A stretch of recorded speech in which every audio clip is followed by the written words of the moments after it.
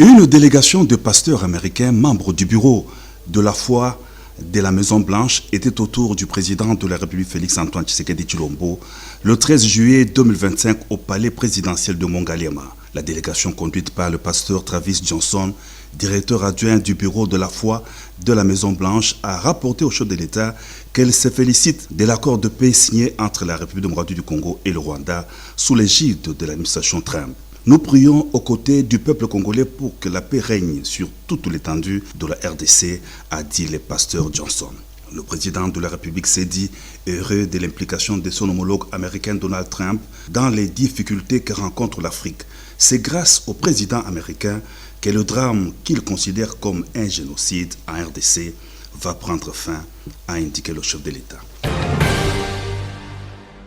Toujours au palais présidentiel du Mongalema, le président de la République Félix-Antoine Tshisekedi Tshilombo a eu des entretiens avec une autre délégation des pasteurs conduite par Dr Robert Kayanja, le pasteur personnel du président ougandais, et l'archevêque Évariste Ejiba Yamapia, président de l'église de Réveil au Congo. Les efforts de pacification de la partie est de la RDC, la stabilité régionale dans les Grands Lacs et les perspectives de développement économique à travers l'agriculture étaient au centre de cette entrevue. Le pasteur ougandais a dit avoir informé le chef de l'État de la croisade qu'il projette d'organiser prochainement à Kinshasa. Il a reconnu le mérite du président Félix Tshisekedi pour son implication dans l'œuvre apostolique à RDC.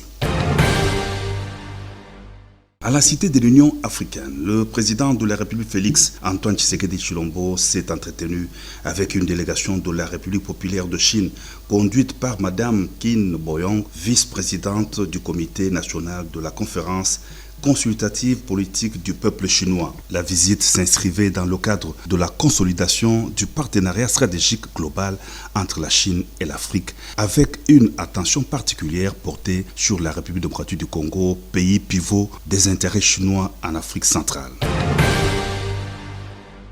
Le premier festival mondial de la musique et du tourisme s'est tenu à Kinshasa, en République démocratique du Congo, inauguré au Centre culturel et artistique des pays d'Afrique centrale par le président de la République Félix-Antoine Tshisekedi Tshilombo. Cet événement inédit s'inscrit dans une dynamique de valorisation du patrimoine culturel, artistique et touristique de la RDC à l'échelle internationale. Dans son discours, le chef de l'État a relevé le rôle central de la culture et du tourisme dans le développement durable et la diplomatie d'influence. Ce festival incarne pleinement notre volonté de mobiliser les forces créatives et culturelles de notre nation pour raffermir l'unité nationale et projeter une image renouvelée, positive et ambitieuse de la RDC, a déclaré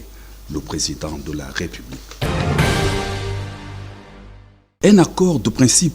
entre le gouvernement de la RDC et l'entreprise américaine Cobalt Metals pour l'exploitation minière a été signé à la Cité de l'Union africaine en présence du président de la République Félix-Antoine Tshisekedi Tshilombo, le ministre des Mines Kizito Pakabomba et le directeur général de Cobalt Metals Benjamin Katabuka ont procédé à la signature de cet accord qui scelle un partenariat stratégique visant à ouvrir la voie aux investissements américains dans les secteurs miniers. Le représentant de Cobalt Metals a précisé que cette cérémonie s'inscrit dans le cadre des accords entre les États-Unis d'Amérique et la République démocratique du Congo pour la paix et la prospérité.